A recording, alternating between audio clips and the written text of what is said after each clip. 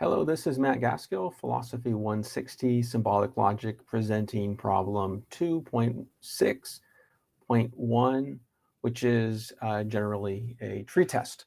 So for this problem, we're being asked to go back to several problems in chapter 1 and look at them again, but using the tree test. So for the first problem, which comes from section 1.1, this is talking about Min's not both home and on board. She's home, therefore she's not on board. And so we've got that symbolized here with negated A and B, A, therefore not B. So the first step in the tree test for testing an argument is to negate the conclusion. So we just simply add a negation symbol. Then what we do is we apply the rules of inference from table 2.1 in the book. And in this case, we're going to apply to the negated conjunction. And when we do, it branches into not A, not B, and both of those close. And they close because the A and the not A are along the same branch, if you will, from the trunk to a branch. So those cancel out, closing the branch. And then you've got negated B and then negated B. And so that closes out B. If you close all the branches, then the argument is shown to be valid. So moving on to the question in section 1.3. This is the question. It's got 3 premises and 1 conclusion. So this is the argument. First step is to negate the argument and then apply the rule of inference. In this case, we're going to apply the rule of inference to the unnegated conjunction. So this last premise here, that's just so that we avoid branching too early. We just kind of extend our trunk. Nothing closes, so we've got to continue on applying those rules of inference to C or D, which then branches into C, D. Now the D we can close off because we've got a D and we've got a negated D. And so that closes off. Then we go ahead and we apply the rules to the A or B.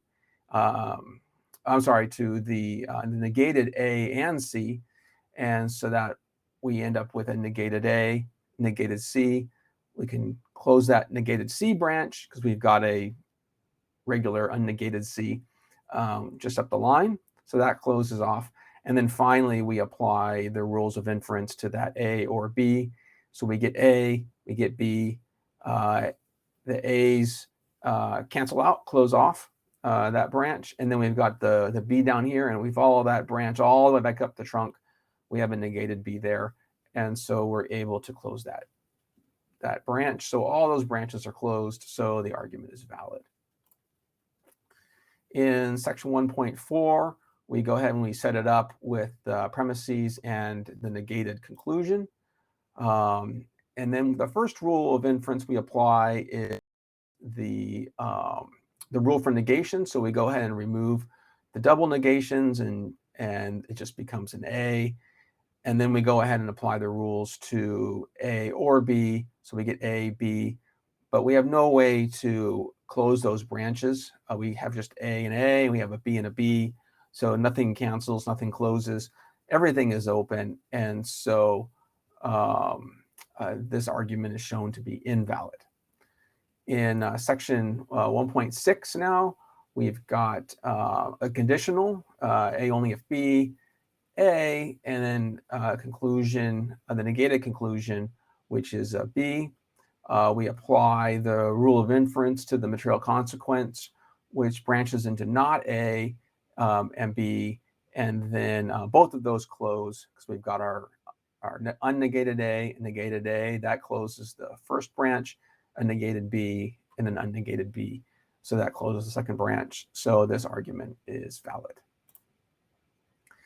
In section 1.12.4, we apply the rule of inference to the negated material consequence, which doesn't branch.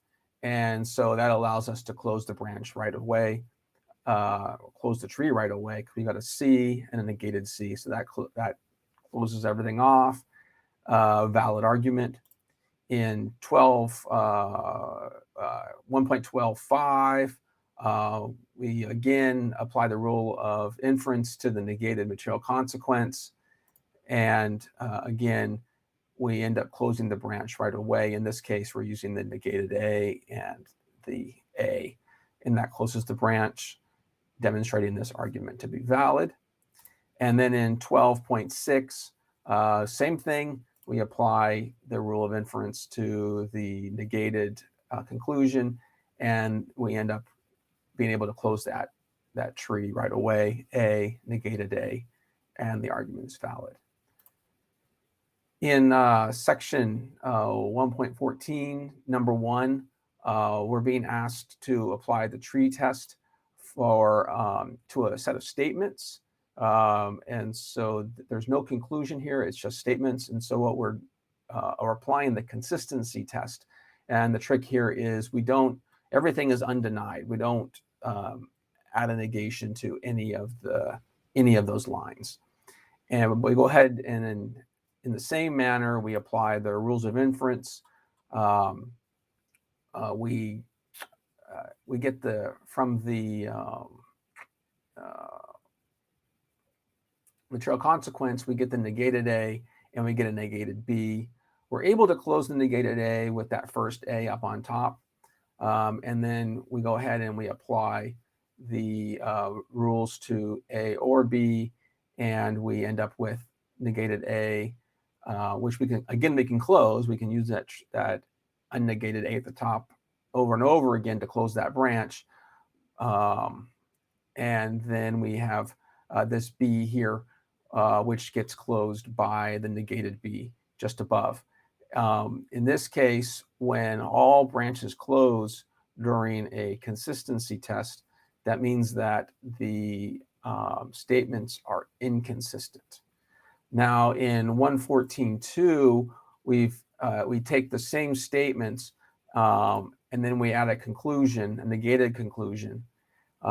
We end up with a similar looking tree where we were able to close off the negated A's, and we're able to close off the B's. I think I have an error there. It should be a negated B there. So pretend it's a negated B. We close off those branches, but in this case, it's considered trivially valid. So in this case, we have an inconsistent set of statements.